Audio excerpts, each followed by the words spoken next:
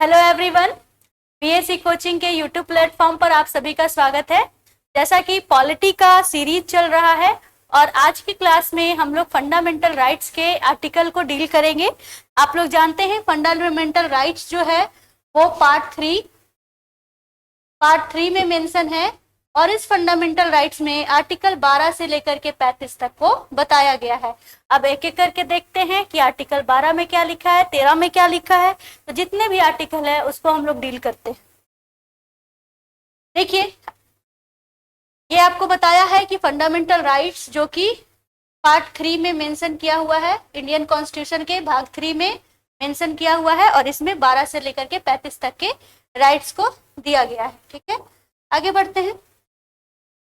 Article 12 क्या define करता है? ये स्टेट के डेफिनेशन को डिफाइन करता है। ठीक है, कि 12 जो है वो आर्टिकल अनुच्छेद 12 जो क्या है वो राज्य की परिभाषा को बतलाता है कि राज्य की परिभाषा में कौन कौन आता है। तो स्टेट के डेफिनेशन में आपको आता है central government, state government and local authority.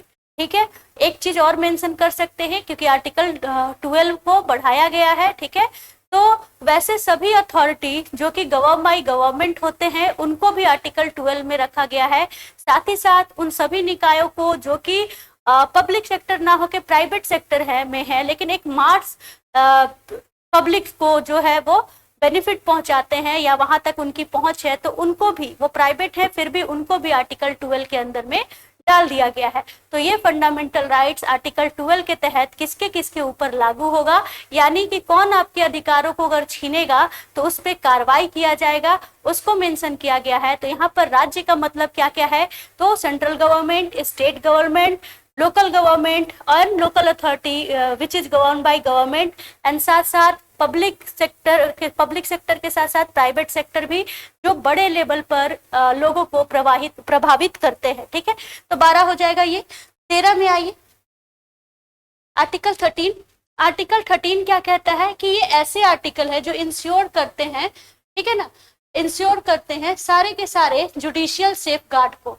ठीक है, न्यायपालिका ऐसे कोई भी अधिकार जो आपके फंडामेंटल राइट्स को वॉइड करता है, फंडामेंटल राइट्स को छीनता है, उन सभी अधिकारों को, ऐसे सभी आर्टिकल्स को क्या कर देगा? ये नल एंड वॉइड कर देगा आर्टिकल 13। और आर्टिकल 13 से ही बेसिक स्ट्रक्चर का कॉन्सेप्ट भी आया है। तो इसको याद रख सकते हैं आप कि कोई भी ऐसा एक्ट जो है वो आपके फंडामेंटल राइट्स को अगर वो हार्म पहुंचाता है, ठीक है, तो इस आर्टिकल के तहत आप उसको नन और वॉइड कर सकते हैं।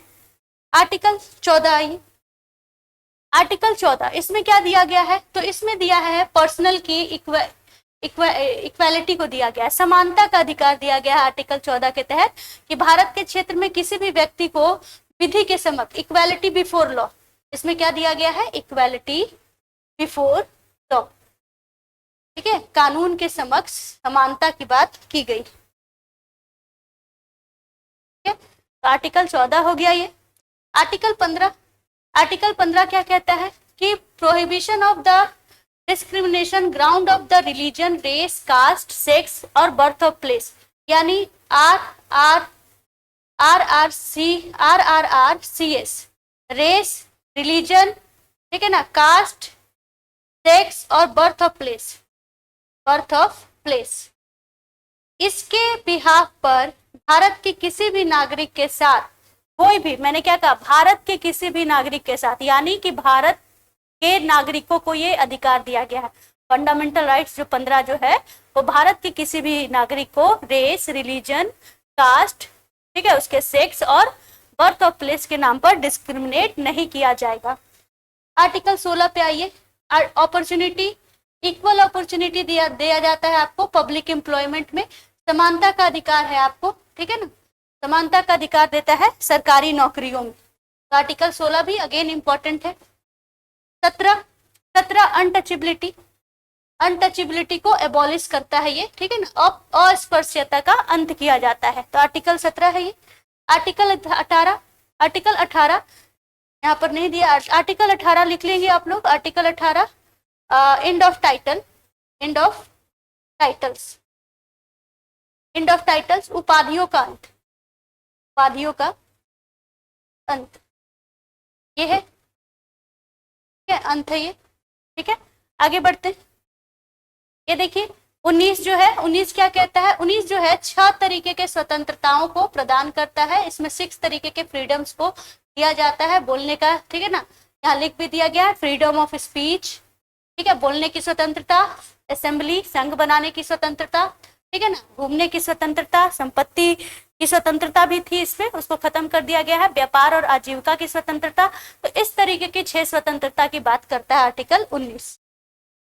20, ठीक है, 20 अगेन 20 21 नहीं मेंशन किया गया है। 23 को देख लेते हैं, ठीक है, एक वीडियो ला दूंगी मैं जिसमें 20 21 वगैरह भी दिया रहेगा। जैसे कि यहाँ देख लीजिए इंपॉर्टेंट आर्टिकल की बात करता है, तो 23 है ये।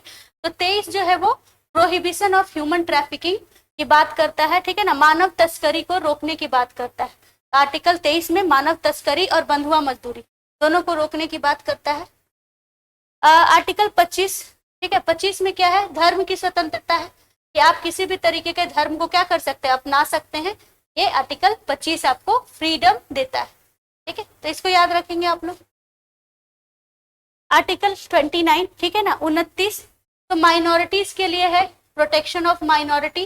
तो 29 क्या है, protect the right of minority to the preserve their language, script and culture, ठीक है, अल्पसंख्यकों के लिए अपनी भाषा, लिपि और संस्कृति को बनाए रखने का अधिकार देता है आर्टिकल 29। अगेन 32, आर्टिकल 32 क्या है, तो आर्टिकल 32 जो है वो राइट टू रीट, इसको कहते हैं राइट टू कॉन्स्टिट्यूशनल रेमेडीज, या इसको आप लोग रीट भी कहते होंगे, सुने होंगे, समादेश कहते हैं हिंदी में इसको, समादेश, ठीक है।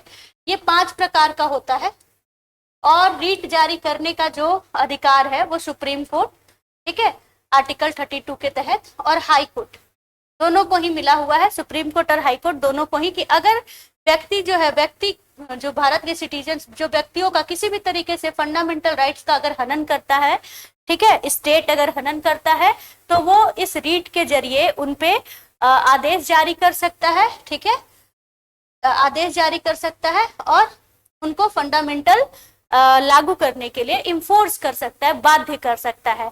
तो ये सारे के सारे आपके इंपॉर्टेंट आर्टिकल थे। तो आई होप कि आपको समझ में आया होगा। मिलते हैं नेक्स्ट वीडियो में। Thank you.